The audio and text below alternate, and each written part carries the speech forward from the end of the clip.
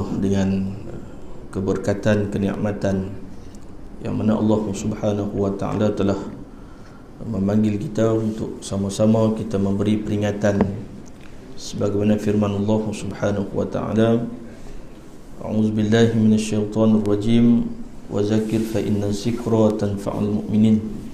Dan berilah peringatan, sesungguhnya peringatan itu memberi manfaat sesama muslimin insya-Allah. Alhamdulillah, pada pagi ini kita akan berkongsi berkaitan dengan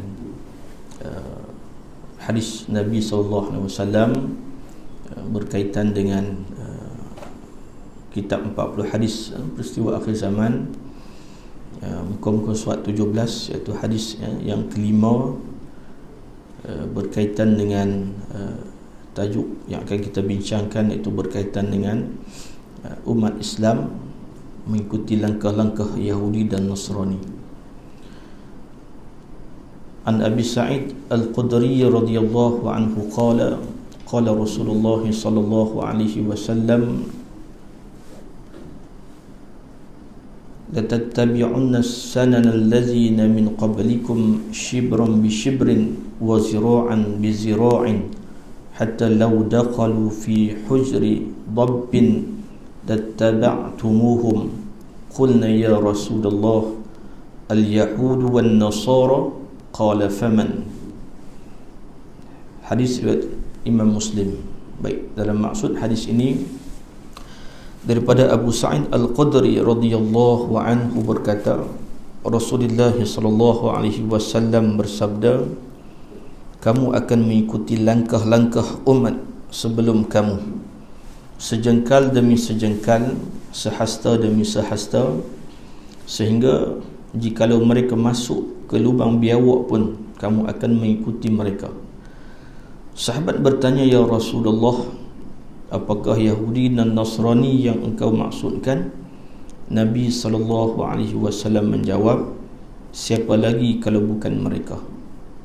Baik, dalam keterangan yang dapat kita ambil daripada hadis ini menunjukkan bahawa Rasulullah SAW memberi satu peringatan kepada kita bahawa dua golongan inilah yang akan mengenai juga tingkah laku, ataupun kita akan mengikut, khususnya umat Islam akan mengikut tingkah laku yang dilakukan ataupun yang dilaksanakan ataupun secara trend dalam kehidupan, maka kita akan mengikuti langkah-langkah golongan Nasrani dan Yahudi. Bila sebut tentang Yahudi dan Nasrani ini, satu pengkisahan yang begitu besar, banyak pengkisahan yang berlaku. Diberitakan kepada kita Yahudi dan Nasrani ini dua golongan yang sama, cuma zaman berzaman itu dan perpecahan itu berlaku. Dan kalau kita umat Islam akan berpecah kepada 73, dan maka dia orang pun di kalangan Yahudi dan Nasrani pun berpecah juga macam kita. Dan cuma perpecahan mereka itu tidak menjadi satu masalah kepada kita, tidak menjadi masalah pada mereka, tetapi dia akan jadi masalah kepada kita, sebab golongan ini sentiasa apa? Sentiasa akan bersatu dalam memusuhi umat Islam itu sendiri. Dan kita hari ini berada di apa? Di satu tempat, yang disebut sebagai tempat yang kiri kanan diancam oleh dua golongan ini. Yang kita tahu bahawa disebut kata Yahudi dan Nasrani ini dalam Al-Quran Karim, yang kita duk baca ta'ri dalam suratul Fatihah kita, bila menyebut tentang kalimah ataupun ayat Al-Quran, ihdinas siratal mustaqim, berilah kami ini jalan yang lurus, siratal ladzina an'amta alaihim ghairil maghdubi alaihim waladdallin, amin. Jadi dua golongan yang kita minta ta'rif pada Allah Ta'ala dalam bacaan kita, dalam solat kita, iaitu apa dia? Ghairil maghdubi alaihim waladdallin, amin. Maka disebut kata ghairil maghdub ni, kita minta jalan yang lurus, bukan jalan yang menyimpang. Dan kita tahu bahawa sejarah kehidupan kita, kehidupan umat manusia ni, jalan yang menyimpang ni jalan yang dibawa oleh orang-orang Nasrani. Dan kalau sebut kata Kristian itu tak jauh beza lah berbanding dengan nama pada saat ini. Disebut kata Nasrani ini ialah golongan yang menyimpang daripada ajaran yang asal. Sebab setiap ayat Al-Quran ataupun ayat-ayat daripada Allah Subhanahu wa ta'ala, daripada kalam nabi-nabi itu, maka mereka mendustakan, bahkan juga mereka menyimpang daripada kebenaran yang diwahyukan oleh Allah Subhanahu wa ta'ala. Jadi sebut kata Islam, Yahudi dan Nasrani ini disebut sebagai agama samawiyah, ad-dinu samawiyah. Dan ada pada asalnya disebut kata Islam tiga ni adalah agama yang daripada Allah Subhanahu wa ta'ala. Tapi pada zaman berzaman, maksudnya daripada zaman Nabi ni 1442 tahun, zaman Nabi hijrah lah. Sebelum tu lagi, maka rentetan daripada itu Allah Subhanahu wa ta'ala menurunkan kitab Taurat di kalangan mereka. Tetapi di saat itu disebut kata kehidupan mereka ni, mereka tidak mengikut wahyu daripada Allah Subhanahu wa ta'ala. Kalau boleh mereka nak wahyu tu ikut mereka. Itu yang kita takut. Kita diberikan Al-Quran kepada kita, lalu Al-Quran itu kita tidak mengikut Al-Quran, tetapi kita mengikut akal kita. Suruh Al-Quran itu macam mana? Bukan Al-Quran itu kena ikutan kita, tetapi kita menyuruh Al-Quran itu mengikut hawa nafsu kita. Jadi kalau macam tu keadaan, maka samalah kehidupan kita dengan kehidupan umat-umat yang terdahulu, khususnya kepada umat Yahudi dan Nasrani. Baik, bagaimana dalam yang disebut oleh Nabi SAW berkaitan dengan kamu akan mengikuti langkah-langkah umat sebelum kamu, sejengkal demi sejengkal, sehasta demi sehasta. Ni maksud dia apa dah? Ikut sungguh-sungguh ni. Dan sehingga disebut oleh Nabi SAW, sehingga jikalau mereka masuk ke lubang biawak pun kamu akan mengikuti mereka. Baik, jadi kita tahu bahawa dua golongan yang terbesar, Yahudi dan Nasrani ini, ialah golongan yang bermula daripada anak cucu Nabi Yaqub alaihi salam. Dan cerita dia ada 12 orang anak Nabi Yaqub. Maka salah satu yang disebut sebagai Yahuda ataupun Yahudi lah, dan yang terawal.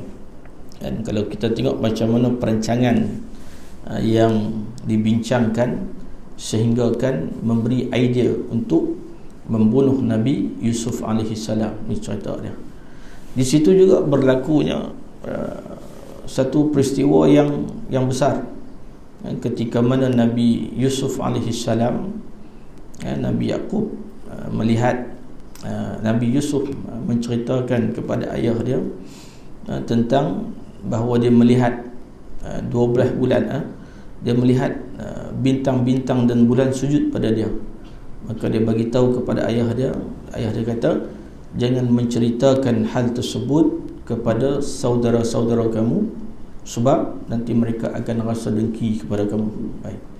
Jadi dalam situasi itu sampailah ketika mana cerita yang begitu panjang. Kalau kita baca surah Yusuf itu banyaklah ayat-ayat ketika mana Nabi Yusuf ni cerita daripada susun jalur daripada adik-beradik anak Nabi Yaqub alaihi salam. Baik, apa yang dapat kita ambil daripada pengajaran daripada hadis ini, nak beritahu pada kita yang disebut kata dalam kehidupan sejarah umat manusia ada 4 raja yang hebat. 2 di kalangan Muslim dan 2 di kalangan kafir. Salah satu daripada dua yang kafir itu ialah daripada raja di kalangan Bani Israel ataupun Yahudi, kan? Maka disebut, bila mana disebut kata raja yang kedua, dua daripada Muslim, dua daripada kafir. Yang Muslim itu Nabi Sulaiman dan Zulkarnain. Ini yang dua lah. Baik.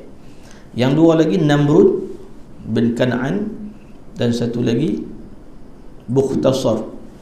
Dan itu disebut kata Raja Babylon. Dan raja ni lah yang menjadi salah satu daripada inspirasi kepada golongan Yahudi tersebut. Dan hinggakan di Israel hari ini, mereka sedang mengambil suatu jalan ataupun tembok ratapan tersebut dalam 4 segi itu, dan di sebelah kanan ataupun kita tak ingat, dia mempunyai satu tembok yang disebut kata tembok inilah yang dibina oleh Raja Bukhtasar di kalangan Bani Israel waktu itu. Yang raja ini dia telah menghancurkan sebahagian daripada umat ataupun bangsa Yahudi yang beriman pada Allah Ta'ala pada ketika itu, dan dia menguasai daripada timur dan barat. Itu nak kata kehebatan yang ada di zaman-zaman yang terdahulu. Maka golongan Yahudi inilah mengambil inspirasi yang disebut, kalau mereka boleh menguasai yang disebut sebagai Haikal Sulaiman itu, maka mereka akan menguasai dunia sampai bila-bila. Itu yang hari ini di Baitul Maqdis sedang mengambil langkah-langkah projek untuk apa? Untuk menggali yang disebut sebagai haikal binaan. Disebut apa? Di situlah inspirasi yang dibawa oleh Israel. Maka sekiranya mereka menjumpai binaan tempel ataupun haikal Sulaiman ini, mereka menganggap mereka lah bangsa yang apa? Yang paling hebat, yang akan menguasai dunia. Jadi kalau kita nak faham dari segi menguasai dunia ni, ekonomi, teknologi dan apa-apa yang ada di dunia ni, mereka lah. Jadi ajaran yang dibawa oleh mereka ni tak sama dengan kita. Dan dari segi sudut kita melihat bahawa Yahudi ini satu bangsa yang berteraskan kepada agama. Kalau Islam kita ada apa? Kita ada Islam, kita ada pelbagai bangsa yang menganut Islam. Tetapi Yahudi ini, orang Yahudi yang menjadi apa? Teras. Maksudnya kalau Israel mesti Yahudi. Itu lebih kurang lah. Sebab apa? Yang pada asal penduduk asal itu telah diusir keluar daripada negara mereka.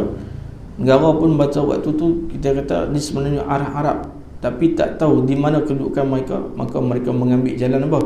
Jalan di semenanjung Gaza ataupun di Baitul Maqdis itu. Maka di situlah mereka mendeklar kata yang ni lah tapak yang sebenar penduduk mereka. Sehingga hari ni berapa puluh tahun dah, kita kata ratusan tahun dah kita kata, di Palestin tak sampai lagi yang disebut sebagai keamanan yang ada pada mereka. Bahkan para ulama menyebut, dan sehinggakan kalaulah di saat mereka diancam umat Islam di mana di genting Gaza ataupun disebut sebagai Qita'il Gaza itu diancam, sekalipun ada amalan itu disebut sebagai amaliyat istishhad, amaliyat mati syahid, yang kata pengeboman diri berlaku itu, maka disebut kata wajib, dan mereka yang orang kata apa, ikat bom di badan untuk meletupkan Israel Yahudi itu, maka dibolehkan sampai tahun itu. Nak bagi tahu kata di sana di genting Gaza satu penduduk yang begitu padat dan ditekan, bukan kata di daratan bahkan di lautan juga ditekan. Jadi kalau kita di Malaysia ni, kita tak nampak kata kehidupan mereka tu macam mana. Sebab kita setiap detik kita boleh makan, boleh minum, tetapi di Palestin tu sendiri tak boleh bebas. Walaupun bebas dia di dunia ni bebas dah, tapi di sana ni dikepung. Sebab apa? kiri kanan. Kalau nak ambil hasil tanaman, hasil lautan pun berapa kilometer saja dibenarkan oleh Israel. Serta kata bangsa itu bila mana menguasai tanah umat Islam, mereka tidak akan bagi sewenang-wenangnya lah. Jadi sebab tu kita diminta untuk apa? Untuk disebut sebagai doa setiap kita baca, Allahumma ansur Islam wal muslimin fi Palestin. Kena minta doa sebab mereka ni sebahagian daripada umat ataupun sebahagian saudara kita di Palestin. Tu nak bagi tahu kata usaha yang dilakukan oleh Yahudi ini, mereka tidak akan redha kepada kita umat Islam sampailah ke hari ini. Tapi tak ada buat apa. Dan kita tak boleh buat apa, sekadar melihat. Dan kalau diberikan peluang kepada kita untuk membantu, maka kita juga tidak akan mampu. Sebab apa? Mereka mengambil jalan, kata Yahudi ini, mereka lah bangsa yang dikeluarkan oleh Allah Subhanahu wa ta'ala di kalangan bangsa yang paling mulia. Itu dia declare tu sampai hari ni. Dan sampai bila? Sampai hari kiamat lah. Dan kalau sebab tu Allah Ta'ala menyebut walan tardu ankal yahud walan nasara hatta tattabi'a millatahum. Yang kita ada hari ini golongan Nasrani dan Yahudi ni, mereka tidak akan redha pada kita. Redha ni sebut mereka tak akan rasa baik dengan kita, kan? Sehinggalah kita ni mengikut apa yang mereka lakukan dan mengikut apa yang mereka persembahkan pada kita, bagi tahu pada kita. Itu cara yang disebut sebagai Al-Quran menyebut bahawa dua golongan ini kalau mereka bersatu, maka mereka tidak akan mengikut kita. Dan hari ini pun kita tengok UAE, United Arab Emirates pun dah menjalinkan hubungan dengan negara Israel. Jadi di situ kita nak bagi tahu macam mana itulah kehidupan di akhir zaman ini akan mempunyai satu di kalangan umat Islam, tetapi ada yang menjadi tali barut dalam kehidupan umat Islam itu sendiri. Itu yang kita takut. Dan sebab umat Islam hari ini disebut oleh Nabi SAW ada satu penyakit yang disebut sebagai al-wahan. Mahya al-wahan ya Rasulullah, iaitu hubbud dunya wa karahiyatul maut. Jadi cinta pada dunia dan apa? Takut kepada kematian. Takut pada mati di saat mana? Tidak mahu melakukan amal ibadah pada Allah Ta'ala. Takut dalam keadaan kalau boleh tak mau mati, kalau boleh nak berada pada satu tempat sebagai kenikmatan yang berkekalan sampai ke hari akhirat. Itu disebut kata itulah yang menyebabkan apa? Menyebabkan kita yang tidak boleh memonopoli ekonomi dan sebagainya, ataupun cara proses kehidupan kita tidak akan boleh dapat dari segi apa yang dilakukan oleh dua golongan tersebut.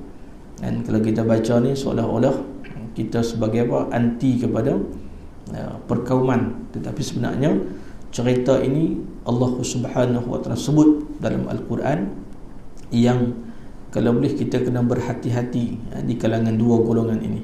Dan kalau kita baca Al-Quran, kita buka muka surat disebut sebagai Suratul Baqarah, kita akan melihat, kita akan mendalami ciri-ciri golongan-golongan yang disebut sebagai Bani Israel. Di situ ada golongan yang menyembah lembu, ada yang tidak mengikut ajaran Nabi Musa alaihi salam, dan sehingga mana kalau Nabi Musa menyuruh mereka, iaitu Rasulullah SAW, Rasul itu Rasul Nabi Musa alaihi salam menyuruh mereka untuk sesuatu perkara, mereka mengatakan Musa kena pergi dulu, kami akan mengikuti dia. Itu cara yang ditunjukkan oleh golongan Bani Israel tersebut. Kita pun tak nak macam itulah. Apa yang Nabi cerita pada kita, Nabi menyuruh, kita kata buat dulu apa yang ada, seolah-olah kita menyuruh wahyu itu mengikut kita ataupun Al-Quran mengikut kita. Itu yang disebut sebagai mengikut hawa nafsu, mengikut telunjuk yang berada pada perangai yang dilakukan oleh golongan Yahudi dan Nasrani. Baik. Kalau kita melihat dari segi Nasrani pula, dia merupakan agama yang sama daripada agama Yahudi. Dia berpecah, dan dipecah itu juga berpecah lagi. Dan ada yang disebut sebagai Bible, ada yang disebut sebagai ajaran yang ambil kitab Bible, kitab Gospel. Kitab ni disebut kata kepercayaan kepada tiga, iaitu Trinity, Tuhan Ayah, Tuhan Mak dan Tuhan Anak. Jadi dalam keadaan inilah yang disebut sebagai apa? Setiap ayat-ayat wahyu daripada Allah Ta'ala ni masih lagi turun. Ni berlaku di mana? Berlaku dalam keadaan Kristian Ortodok pada hari ini, yang mengatakan bahawa wahyu tu masih lagi turun. Bila wahyu tu turun, itulah yang dikatakan perubahan demi perubahan yang ada, tak merujuk pada kitab yang lama. Sebab itulah dalam Islam ini kita mengambil jalan apa? Jalan berhati-hati dalam urusan yang berkaitan dengan agama Yahudi dan Nasrani dan Nasara tersebut. Baik. Jadi para ulama juga menyebut macam mana dalam keadaan kita berkawan dengan mereka, mengambil pandangan daripada mereka. Adakah kita mengikut ataupun mengambil jalan, mengikut jalan-jalan ataupun orang tahu pendekatan yang dibawa oleh Yahudi dan Nasrani. Maka para ulama juga berbincang berkaitan dengan ini, dan disebut sebagai apa? Cara diambil ajaran-ajaran mereka dan kehidupan mereka tu dipakaikan kepada golongan Islam ataupun golongan muslimin ni. Macam mana, boleh tak? Macam kita lah, kita hari ni pakai pakaian dengan tie kita, kan? Dengan apa? Satu apa? Bowl kita, kan? Itu ajaran, itu disebut sebagai apa? Sesuatu yang diambil, kan? Pada yang disebut perbahasan ulama menyebut kita boleh ambil, kan? Tetapi mengambil itu bukanlah sebagai satu daripada ketetapan yang kalau tak pakai satu benda tu boleh bawa kepada kerosakan akidah. Baik, para ulama dalam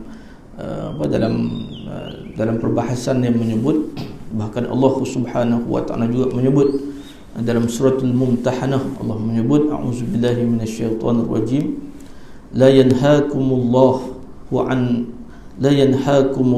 'anil ladzina lam yuqatilukum fil din wa lam yukhrijukum min diyarikum an tabarruhum wa taqsitu ilaihim innallaha yuhibbul muqsitin. Dalam suratul Mumtahanah ni, dalam ayat 8 tak silap, Allah menyebut Allah tidak melarang kamu daripada berbuat baik dan berlaku adil kepada orang-orang yang tidak memerangi kamu kerana agama kamu dan tidak mengeluarkan kamu dari kampung halaman kamu. Sesungguhnya Allah mengasihi orang-orang yang berlaku adil.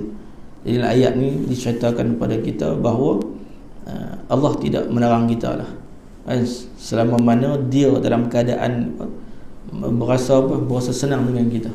Dan janganlah kita bila kata nampak Yahudi ni, dia perasaan itu ada, berhati-hati bila mana dia ini mengancam kehidupan kita, kan? Ataupun orang lain lah, bukan kata Yahudi dan Nasrani, orang kafir yang lain juga, kalau diancam dalam kehidupan kita, maka kita kena memberi ancaman, bahkan kena putus hubungan di antara mereka, kan? Jadi disebut apa?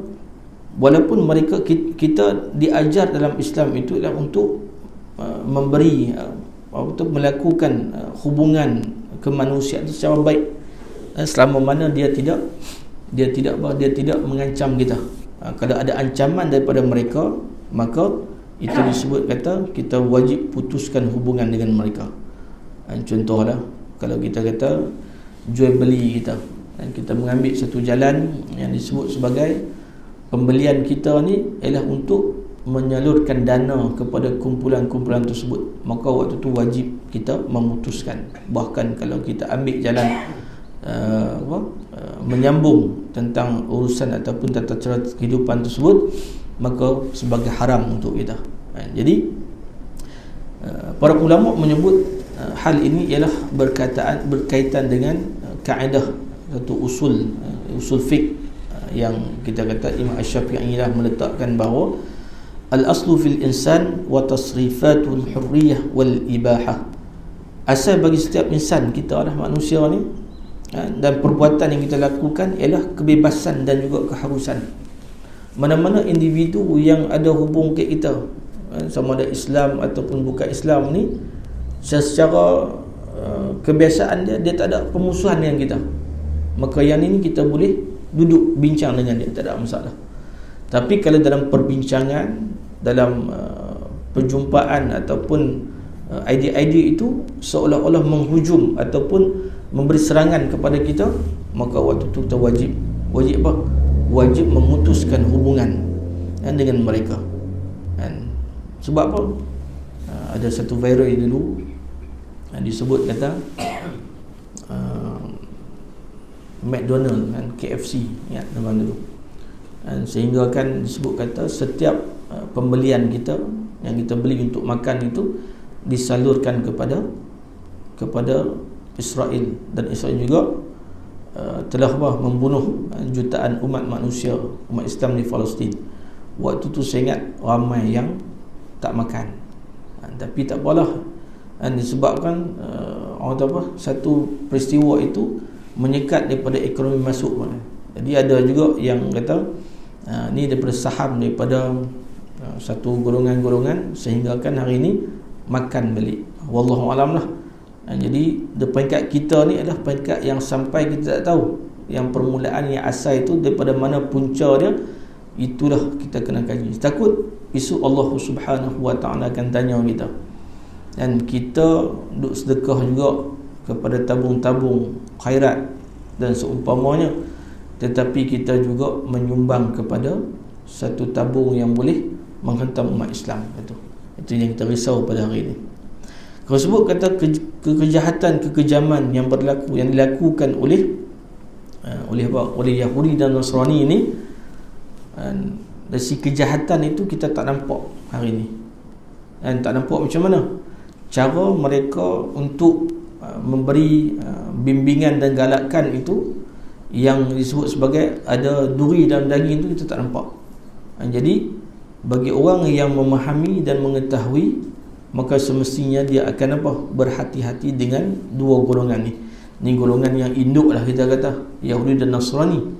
Ada juga golongan Nasrani yang masuk Islam, ada Yahudi yang masuk Islam. Cuma cara penampilan mereka itu, mereka tidak lakukan dalam keadaan apa? Mengikut situasi masa lah. Macam negara kita ni, tak ada siapa nak sebut kata Yahudi, tak ada. Tak ada sebut kata Nasrani, tak ada. Yang ada apa dia? Yang ada Kristian dan bukan Islam yang tu. Itu pun disebut, kalau sebut di Malaysia ni sebagai bukan kata kita anti kepada perkauman sebagainya, tapi diceritakan pada kita berhati-hati dalam urusan yang menyebabkan kepada apa? Kepada urusan yang boleh membawa kepada kehancuran kepada umat Islam itu. Dan Allah Subhanahu wa ta'ala juga berfirman dalam Al-Quranul Karim yang disebut, a'udzubillahi minasyaitonir rajim, ya ayyuhallazina amanu la tattakhizu bitanatan min dunikum la ya'lunakum qabala waddu ma 'anibtum qad badatil baghdha min afwahihim wa ma tukhfi suduruhum akbar qad bayyana lakumul ayat in kuntum ta'qilun. Allah Ta'ala menyebut, wahai orang-orang yang beriman. Dia sebut kata beriman ni kita lah di kalangan orang Islam. Janganlah kamu mengambil orang-orang yang bukan dari kalangan kamu menjadi orang dalam. Jadi ketua. Kalau boleh dalam urusan kita ni, kalau kita di kalangan kita ni Muslim, maka kita dulu, bukan memilih. Sebab apa? Sebab mereka tidak akan berhenti berusaha. Dan takut orang yang dalam ni ambil, yang dipercayai, mereka tidak akan berhenti berusaha mendatangkan bencana kepada kamu.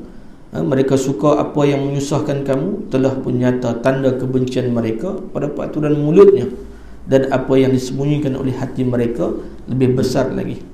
Yang sesungguhnya telah kami jelaskan kepada kamu keterangan-keterangan itu jika kamu mahu memahaminya. Dalam surah Al-Imran ayat 118 ni Allah cerita pada kita supaya apa?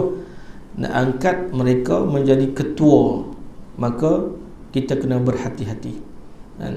Bukan kata kita nak suuzon pada golongan ni, tak. Kita kena sifat berhati-hati. Dan ada di kalangan orang yang di kalangan bukan Islam yang baik, ada, kita tidak menafikan. Tetapi kalaulah menampakkan sesuatu yang menjurus kepada menghancurkan umat Islam itu sendiri, maka wajib bagi kita untuk kita menolak. Baik, jadi kita baca sedikit berkaitan dengan keterangan. Jadi dalam keterangan ini disebut umat Islam akan mengikuti jejak-jejak langkah ataupun gaya hidup orang-orang Yahudi dan Nasrani, hingga dalam urusan yang kecil sekalipun atau dalam urusan yang tidak masuk akal. Jadi kita nak keluarkan diri kita daripada ikutan daripada dua golongan ini. Macam mana caranya? Caranya dengan kita apa? Kita mengamalkan sunnah Nabi SAW. Itu cara yang terbaik. Dan Nabi Allah Ta'ala utuskan, dan kita kata diutuskan Nabi ini daripada sudut yang macam mana sekalipun ada perbincangan dalam agama Islam itu sendiri. Dan hingga apa? Hingga nak masuk tandas pun kita sebut dulu ada cara Islam dia. Dan hatta kita nak berpuasa pun pada 10, 9 dan 10 pada bulan Muharram tersebut ada cara dia. Dan kita tidak apa. Hatta pada hari ini untuk anak-anak muda lah, dan banyak taklif laku yang lain kita tak nampak lah, dari segi baca bismillah kada makan, dari segi pergaulan. Tetapi penampilan yang paling menyedihkan pada hari ini apa dia? Cara gunting rambut anak-anak muda pada hari ini. Nampak tepi nipis itu cara tu. Padahal Nabi SAW cerita dah pada kita cara Nabi macam mana. Nabi bila rambut panjang, Nabi belah tengah. Nabi bila rambut panjang rambut Nabi ni sampai ke bahu. Tu.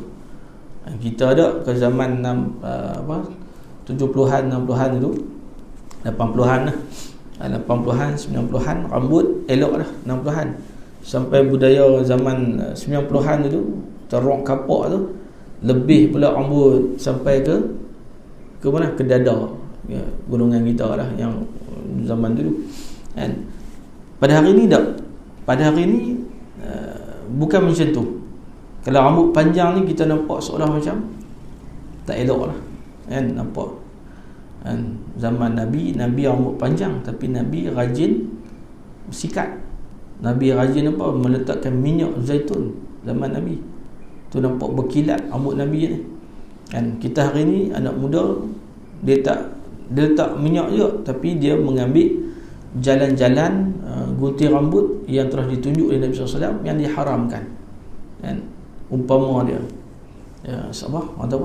Sekben pun dah, sekben yang melekat tu tak apa, jambang tak apa, ni sekben lah orang panggil. Yang apa yang tergantung ni, tu ajaran Yahudi.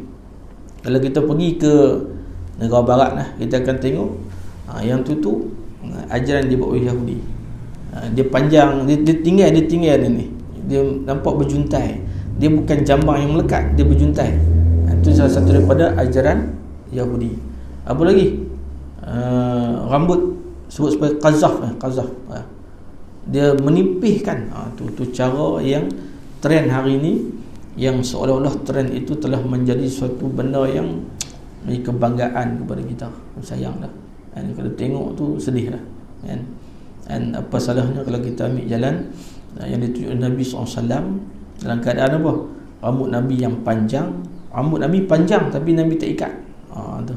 Panjang tapi Nabi selalu bagi kepada apa? Mengenakan minyak-minyak zaitun umpamanya yang mengilatkan rambut Nabi SAW. Jadi kalau kita nak ambil sesuatu benda dalam urusan yang berkaitan dengan kehidupan kita, maka yang terbaiknya ialah ikutlah jejak langkah Nabi SAW, bukan jejak langkah Yahudi dan Nasrani. kan. Apa tu Ustaz, macam mana kita kena pakai sorban ke?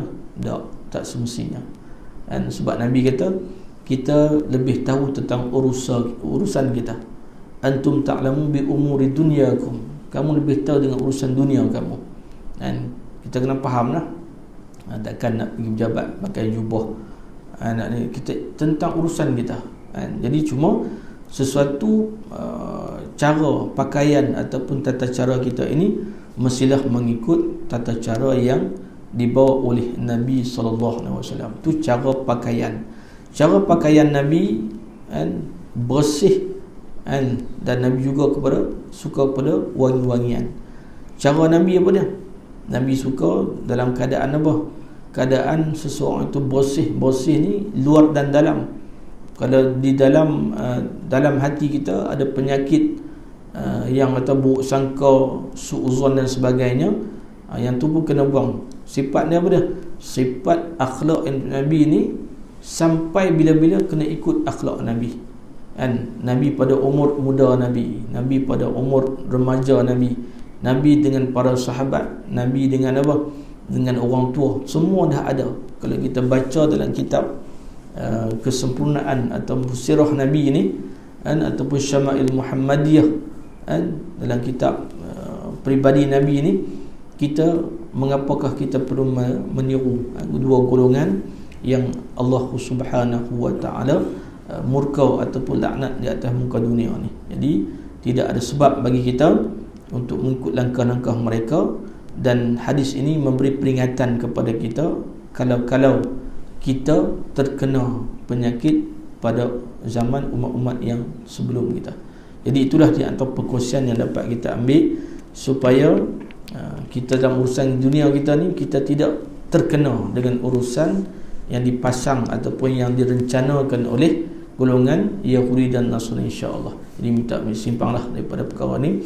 Dan pada hari ini juga komen daripada Syekh berkaitan dengan pada zaman sekarang ini, kita dapat melihat kenyataan sabda Rasulullah SAW ini. Ramai orang Islam yang kehilangan pegangan dalam kehidupan dia. Mereka banyak meniru gaya hidup Yahudi dan Nasrani, baik secara sedar ataupun tidak. Ramai orang Islam yang telah terperangkap dalam tipu helah Yahudi dan Nasrani, dan ramai pula di kalangan mereka orang yang sudah menjadi alat untuk kepentingan Yahudi dan Nasrani. Yang ini kita takut. Teknologi yang ada pada hari ini semua di kalangan mereka Yahudi. Kita hari ini mengambil kesempatan, ambil boleh untuk manfaat kita, bukan kita mengambil jalan untuk bersongkol dengan mereka sehingga akan meruntuhkan hubungan di antara kita lah, iaitu umat Islam Muslim, insya-Allah. Sekadar itulah perkongsian kita yang dapat kita ambil daripada peristiwa-peristiwa yang akan berlaku di akhir zaman ni. Jadi orang tanya, bila Nabi bagi tahu ni, kita nak buat macam mana? Cuma kita di akhir zaman ini mengambil jalan menghidupkan balik sunnah Nabi SAW. Itulah yang terbaik supaya apa? Mengembalikan balik apa yang dibawa oleh Nabi SAW. Seandainya di saat itu berlakunya kematian ataupun hari kiamat, maka kita sempat berpegang kepada sunnah Nabi yang kita bawa. Sunnah Nabi ini banyak manfaatnya, hatta bukan kata kehidupan, bahkan dari segi kesihatan juga menjamin dalam kehidupan kita kalau kita mengambil jalan sunnah Nabi sallallahu alaihi wasallam. Sekadar itu aqulu qawli hadza wa astaghfirullahal azim wa billahi taufiq wal hidayah. Wassalamualaikum warahmatullahi wabarakatuh. Bismillahirrahmanirrahim. Alhamdulillahirabbil alamin wassalatu wassalamu ala asyrafil anbiya'i wal mursalin. Allahumma ij'alna min ladina yastami'una al-qawla fattabi'una ahsanah. Allahumma akhrijna min zulumatil wahmi wa akrimna bi nuril fahmi waftah 'alaina بمعرفتك وسهلنا برحمتك يا أرحم الراحمين. ربنا آتنا في الدنيا حسنة وفي الآخرة حسنة وقنا عذاب النار. وصلى الله على سيدنا محمد والحمد لله رب العالمين. السلام عليكم ورحمة الله وبركاته.